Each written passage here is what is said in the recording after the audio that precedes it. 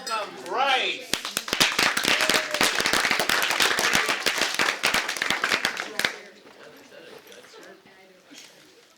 Okay, so yeah, for my Zenith project, I did a 3D Blender diorama. Quick thing is, I had no idea how to use Blender before this, so yeah. For my inspiration, when we were first introduced to the Zenith project, we were told to go to past Zenith projects and look at what people did. So these were kind of my two inspirations. The one on the left was like a 3D epoxy art, and then the one on the right, which was ultimately my main inspiration, was someone else's 3D diorama in Blender. I was also, I've always been kind of enjoying mini scenes and dioramas. I remember last year at the exhibition, there was someone did a miniature wood library book house essentially that I found really cool. So yeah, these were my sketches. The one on the right is a lot more accurate to what I actually did. The one on the left was, I had envisioned it that way. It would have been very complicated to do. So I basically started with watching a bunch of tutorials on video and kind of following along with them. I don't know, you guys probably, animation students have probably heard of the donut tutorial.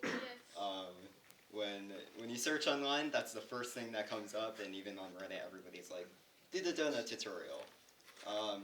So I made it about to the point where you start stacking the donuts, and then Blender crashed, and I went back to basically the top right, top left. And then I also did a well tutorial, which is this one on the right. And that one I ended up using in the final diorama.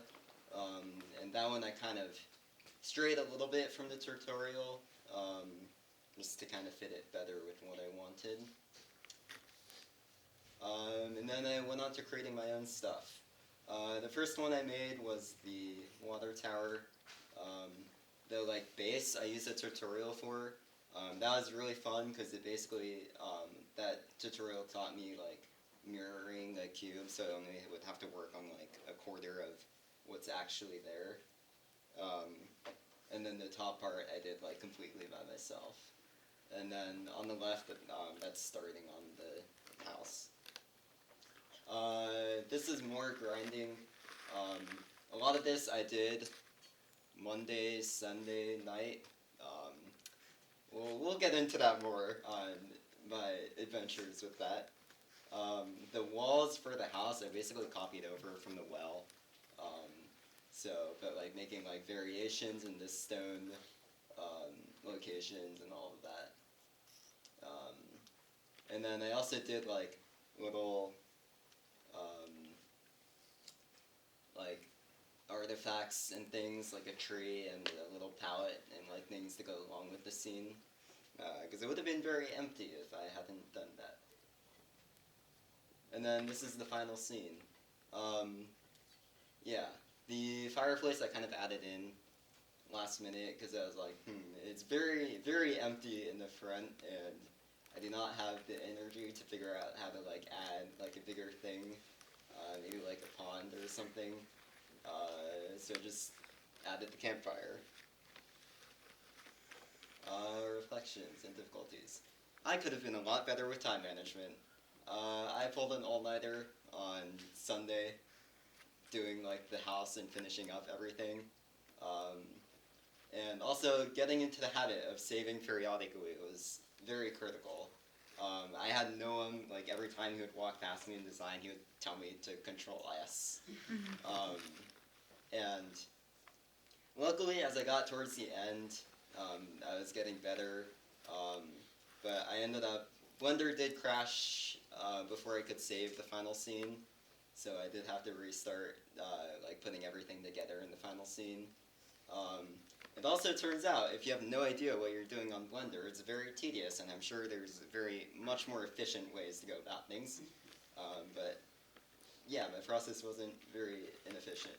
was very inefficient. Improvement to my dioramas, I would say definitely lighting. That one was kind of thrown together. But I think that I could have done more with like the lighting, giving a little more like light to the scene, because it's very flat the way it is. But yeah.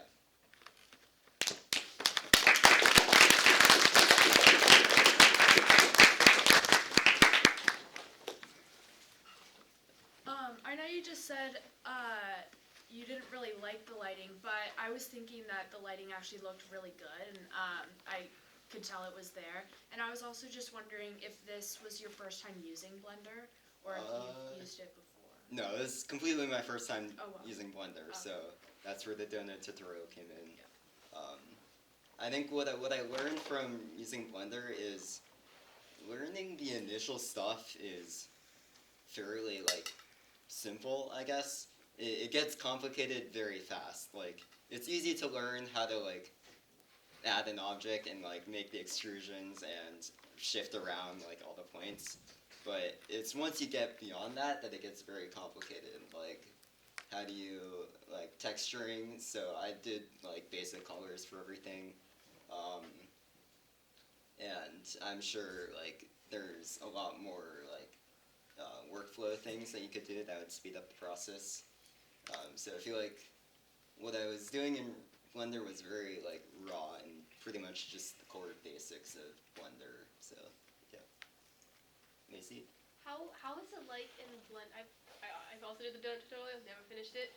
So like when you use Blender, like do you have like faces and things like that, or like Yeah. like how would you manage like the faces and like since I like what is it, like you didn't export the ZBrush to smooth it out and add like the texture, I guess. So like how did you like do texturing and things like that, like on the stone walls and stuff like that? Yeah, so the texturing, at least the colors, that was done. They have like a built-in texture / painter. I basically just did like, they also have a materials thing, so I basically just was like, make new material, do it one color, and like slightly change the roughness. But there is also like a few other things. So for the geometries of things, you can manually move around like the vertices, and then they also have like a randomize. So I used that on like the stones on the wall of the well and the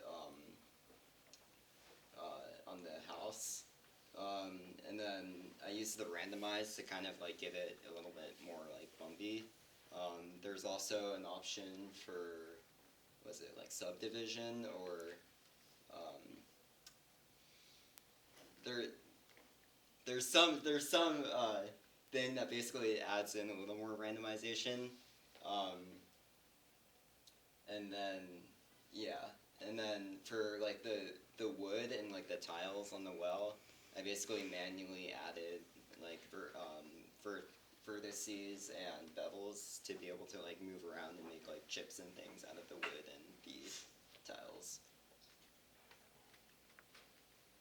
No? What was the inspiration behind the main elements of the house and the well and the water tower? So I knew I kind of wanted to do like kind of a nature-y scene. Originally, I was thinking like to go for a kind of a steampunk vibe. That kind of fell off a little bit. So like when I was working on it, the final day, essentially the essentially like the final house when I was modeling it. Originally, if you go back, like I had like the roof area filled in, but then I was like, it would be kind of fun if I like opened that up and made it more of like an open structure. And my idea was behind that was it kind of being like a barn or like almost like a furnace shop or like smithing shop. I guess you could say that Minecraft has a little bit of something to do with that, like in the villages. But yeah, I knew I wanted to do like a nature scene from the start. Any other questions? Okay. Thank you very much.